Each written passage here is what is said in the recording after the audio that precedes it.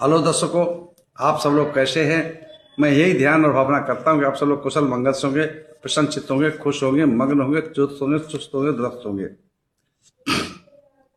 जैसा कि मैं हर रोज कहता हूं कि फॉलो सब्सक्राइब करो न करो ये तो आपकी मर्जी है, पर ध्यान लगाकर, चित्त लगाकर, मन लगाकर, दिमाग लगाकर, माइंड लगाकर सुनते रहो। बस यही हमारी अर्जी है, बस यही हमारी अर्जी है, बस यही हमारी अर्जी है। तो चलते हैं। जैसा कि हम लोग दंपति के गाथाओं का पाठ चल रहा है, तो आज है दंपति की 163वीं गाथा 163 और जो है अत्तवग्ग की जो है वो पढ़ती है। ध्यान से निकल रहा है मेरे।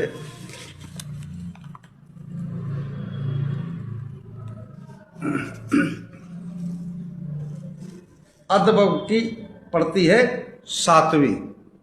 ठीक है, तो 7वीं गाथा की तरफ चलते हैं। और इस कि आज मैं कथा नहीं कहूँगा, क्यों मैंने याद नहीं की। मैं दिन में संस्कार करता रहा हूँ, लाइव चलाया था, देखा होगा आप लोगों ने। एक शादी की सालगिरह थी, तो उसमें जो है पाठ किया और पूरा कार्यक्रम कराया, पूरा दिन लग गया वहाँ पे।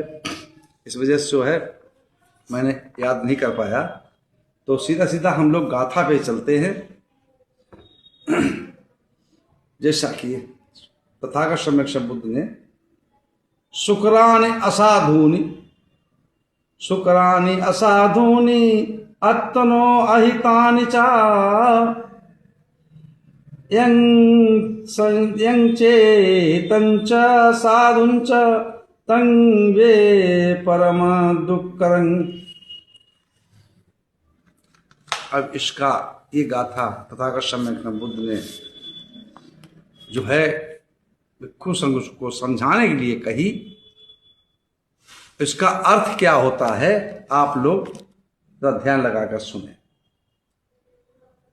अनुचित, अहितकर, बुरे और आत्मघाती काम करना बहुत सरल है, किंतु जो कल्याणकारी और उचित कुशल कर्म है, अच्छे कर्म है, हितकर कर्म है, उनका करना बहुत ही कठिन है, बहुत ही मुश्किल होता है। शुभ कर्म करना, कुशल कर्म करना अपने लिए क्या गलत और क्या अनुचित और क्या अहितकर है, कौन सा काम है, इसके लिए जो हमारा अहित चाहते हैं वो कौन से कर्म है, वो कौन से अकुशल कर्म है, वो कौन हमारा जो है दुखों का मार्ग बनते हैं, लाते हैं।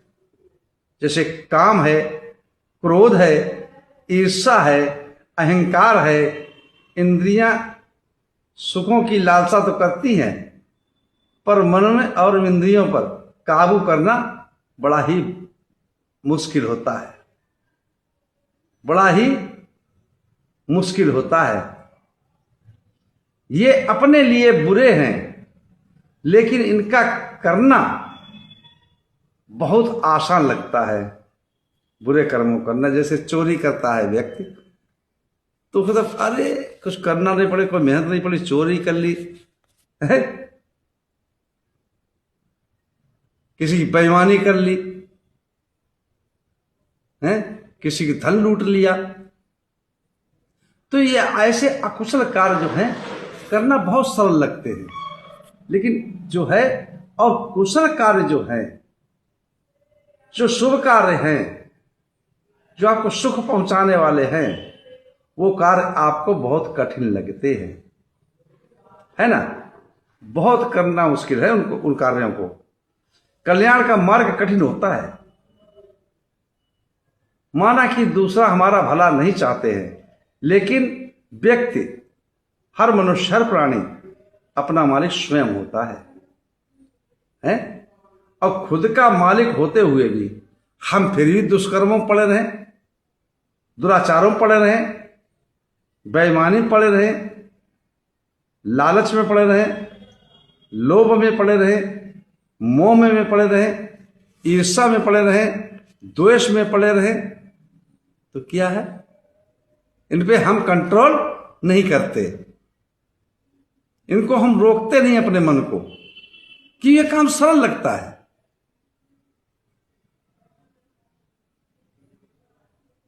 इसीलिए मनुष्य जो है दुख अपने आप पैदा करता है, दुखों का भंडार बना लेता है, और ऐसे करते करते करते कैसे उसका जब इन कर्मों का चिट्ठा इकट्ठा हो जाता है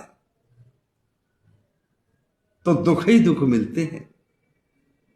क्यों? अति जो है, अत्तवज्ञ चल रहा है ना, तो अत्तवज्ञ की जो है 7वीं गाथा है।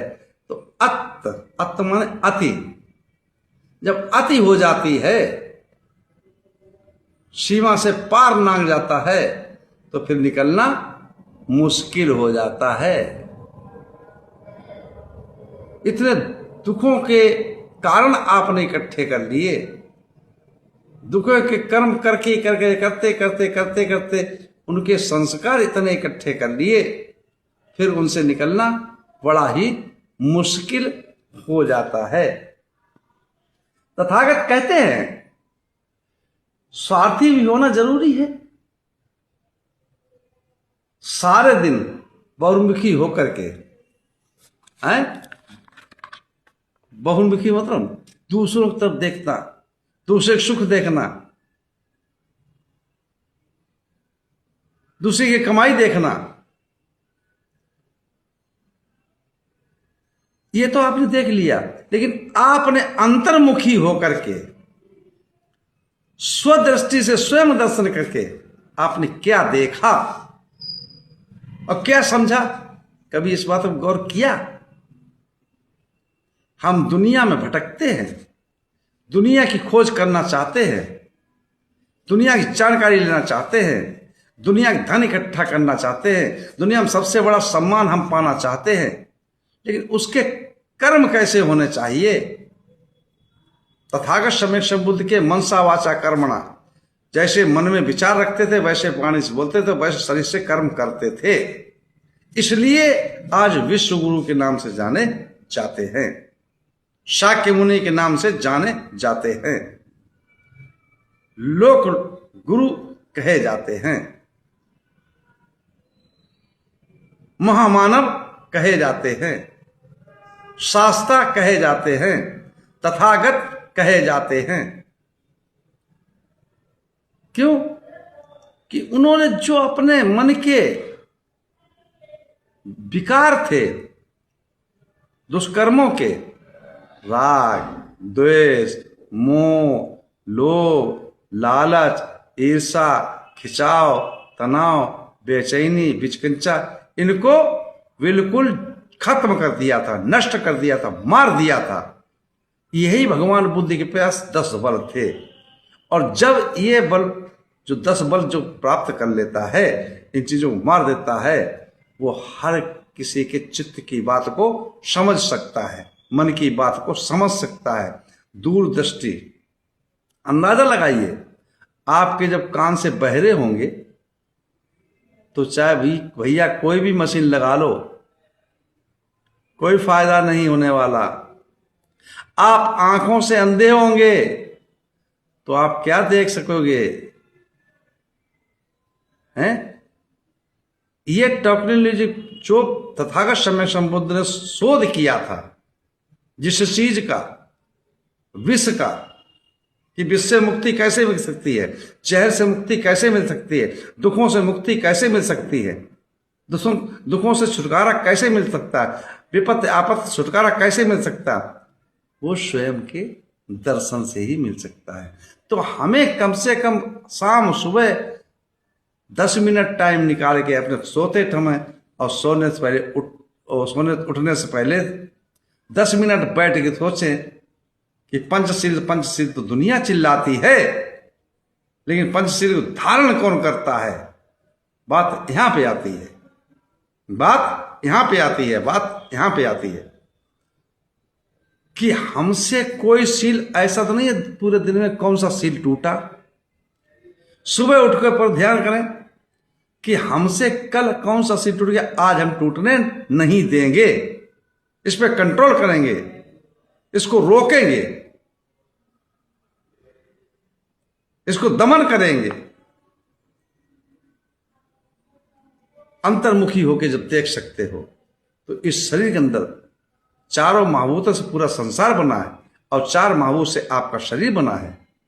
तो दुनिया की खोज करने से तथागत समय से दुनिया खोज नहीं की, अपने शरीर की खोज की कि जब चार चीजों से ही दुनिया बनी है और चार महाभूत मेरे अंदर भी हैं, तो हम उन महाभूतों की खोज कर लेंगे तो दूरदृष्टि भी हो जाएगी, दूर की ईयरफोन भी हो जाएंगे, कान से सुनने वाले भी हो जाएंगे, है ना, समझने वाला भी हो जाएगा, बोलने वाला भी हो जाएगा, देखने वाला भी हो जाएगा।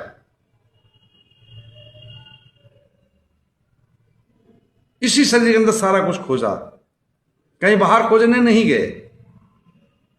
दुख था ये मालूम था उनको, संसार में हर प्राणी दुखी है, लेकिन सुख की खोज की। अब ये विषय बहुत बड़ा है, अगर इसी बार चलेंगे तो कितना दिन लग जाए, कितना टाइम लग जाए, कोई पता नहीं है। क्या समझे, चर्चा चलती है तो बहुत बड़ी हो जाती है।